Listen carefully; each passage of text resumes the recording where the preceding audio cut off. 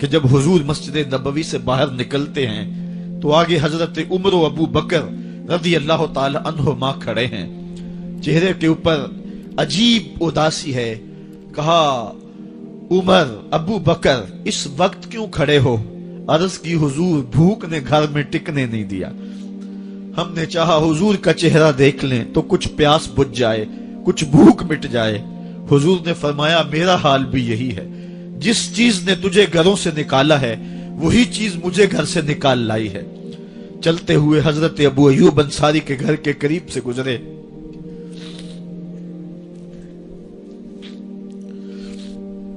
حضور کی خوشبو پا کے وہ باہر آ گئے۔ عرض کی بندہ نواز آج میرے مہمان نہیں بنتے؟ حضور نے کہا تمہاری مرضی۔ گھر لے گئے، چٹائی بچھائی، حضور کو بٹھایا، گھر والوں کو بکری کا بچہ ذبح کر کے دیا، کہا جلدی جلدی کھانا تیار کرو، میرے آقا کو بھوک لگی ہوگی۔ یہ کہہ کے واپس آئے، حضور کے پاس بیٹھے، نظر چہرے پہ پڑی تو گھبرا گئے۔ نکاحت کے آثار اتنے واضح تھے کہ سمجھ آ رہی تھی کتنے دنوں سے حضور نے کچھ نہیں کھایا۔ اٹھ کے باغ میں چلے گئے، کھجوروں کا خوشہ توڑا، حضور کے سامنے رکھا، کہا بندہ نواز جب تک کھانا تیار نہیں ہوتا یہ کھجوریں تناول فرمائیں۔ تھوڑی دیر کے بعد کھانا دسترخوان پہ لگ گیا، حضور سے عرض کی گئی حضور آئیں کھانا تناول کر لیں۔ حضور نے دسترخوان پر تشریف فرما ہو کر کے حضور نے کپڑا اٹھایا تو حضور نے جب دیکھا کہ کھانا ہے تو حضور نے ایک روٹی لی اور چند بوٹیاں اٹھائیں اور ایک خادم کو بلا کر کے کہا جاؤ ہمارے گھر دے آؤ، میری بیٹی فاطمہ کتنے دنوں سے بھوکی۔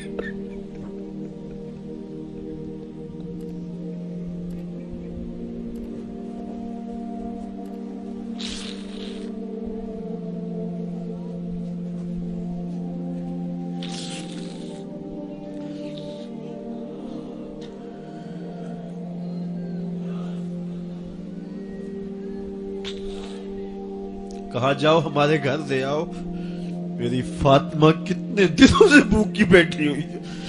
مال کے کونین ہیں گو پاس کچھ رکھتے نہیں، دو جہاں کی نعمتیں ہیں ان کے خالی ہاتھ میں۔ آپ کو پتا ہوگا کہ جب میرے رسول کا انتقال ہوا ہے، حضور کا وصال ہوا ہے، تو حضور کی ایک زرہ ایک یہودی کے گھر میں گروی رکھی ہوئی تھی، حضور نے زرہ رکھ کر کے اس سے قرض لیا ہوا تھا۔ یہ اسلام کی غربت کی کہانی ہے، اور پھر اللہ نے اسلام کو امارت کے رنگ بھی دیے۔ آؤ تمہیں کہانی سناؤں، حضرت عدی بن حاتم روایت کرتے ہیں، صحیح بخاری میں روایت ہے۔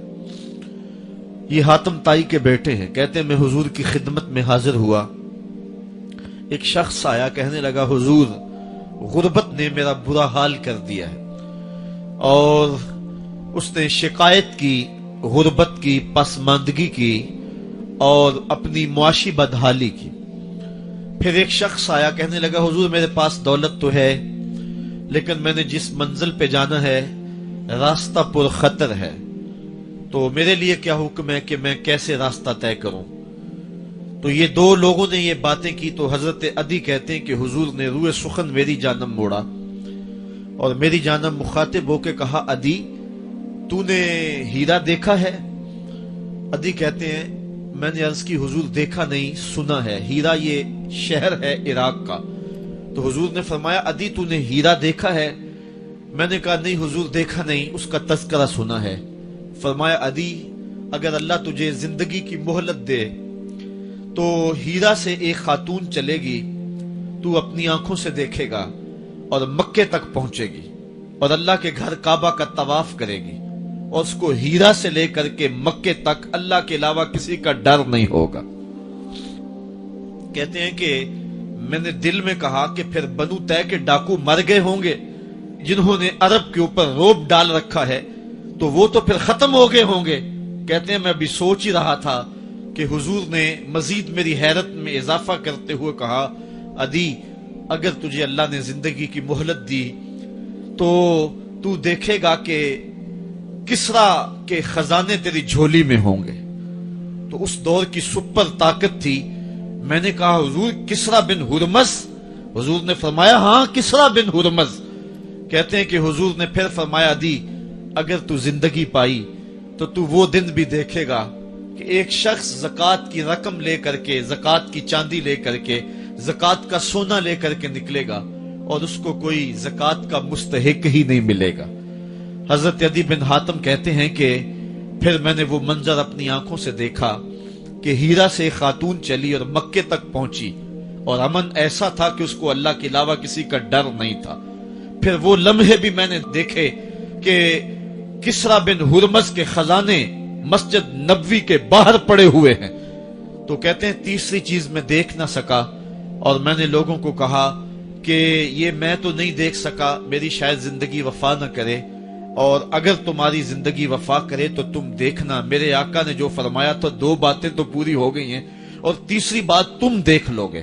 حضرت یحییٰ بن سعید فرماتے ہیں کہ حضرت عمر بن عبدالعزیز کا زمانہ تھا اور انہوں نے مجھے افریقہ کی جانب زکوٰۃ وصول کرنے کے لیے بھیجا. میں وہاں سے زکوٰۃ وصول کی اور پھر میں زکوٰۃ لینے والے مستحقین کو ڈھونڈنے لگا تو کہتے مجھے کوئی مستحق نہ ملا. پھر میں غلام پکڑتا اور اس کے پیسے دے کے اس کو آزاد کرواتا چلا جاتا. حضرت عمر بن عبدالعزیز کا زمانہ ہے کہ گورنر ہے عراق کا. وہ حضرت عمر بن عبدالعزیز کو لکھتا ہے کہ اتنی رقم ہے، اس کا کیا کرنا ہے؟ تو عمر بن عبدالعزیز کہتے ہیں رقم لے کے یہاں نہ آنا، وہاں عراق کے لوگوں میں بانٹ دو، جو زکوٰۃ کے مستحق ہیں ان کو تقسیم کر دو. تو گورنر لکھتا ہے جو مستحق ہے ان کو دے دی، اب کوئی مستحق نہیں رہا تو میں کیا کروں؟ تو حضرت عمر بن عبدالعزیز کہتے ہیں جو مقروض ہیں ان کا قرض اتار دو. تو کہتے ہیں کہ ہاں قرض بھی میں نے اتار دیا ہے، رقم پھر بھی بچ رہی ہے، کیا کروں؟ تو حضرت عمر بن عبدالعزیز نے پھر لکھا جو شخص شادی کرنا چاہتے ہیں ان کا حق مہر ادا کر دو. میں نے کہا کہ وہ بھی کر دیا ہے، رقم پھر بھی بچ گئی، اب کیا کروں؟ تو حضرت عمر بن عبدالعزیز نے مجھے لکھا کہ جو غیر مسلم ہیں جنہوں نے ٹیکس دیا ہوا ہے، جتنا ٹیکس دیا ہے اس سے دگنے پیسے ان کو قرضے میں دے دو اور ان کو کہو جاؤ اس کا کاروبار کرو، کھیتی باڑی کرو، اور ساتھ انہیں یہ بھی کہہ دینا قرض کی فکر نہ کرنا اور زیادہ اس میں پریشان نہ ہونا، جب دے سکو گے دے دینا.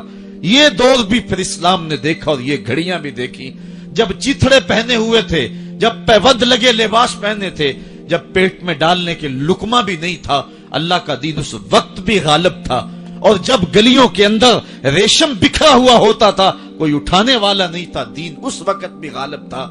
دین کا غالب ہونا یا نہ ہونا اس کا تعلق جو ہے وہ مال و دولت سے نہیں ہے.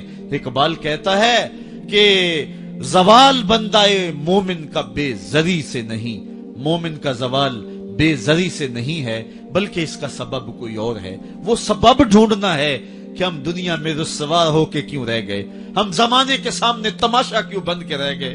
آج نبی کی امت پوری کائنات میں رسوا ہو کے کیوں رہ گئی. آج ہمارا تماشا دیکھا جا رہا ہے، آج بھوکے کتوں کو ہماری بیٹی اور بہنوں کے اوپر چھوڑا جا رہا ہے اور اس کا تماشا دیکھا جا رہا ہے. کیا ہم نے یہ دن بھی دیکھنے تھے؟ ہم نے سراغ لگانا ہے. دولت کی قلت اور کثرت یہ ثانوی چیزیں ہیں. ہم نے تاریخ میں دیکھا ہے ہم کبھی مالی طور پہ کمزور تھے، رسوا نہیں ہوئے ہیں. مال زیادہ ہو گیا، رسوا نہیں ہوئے ہیں. رسوائی کے سبب کوئی اور ہیں.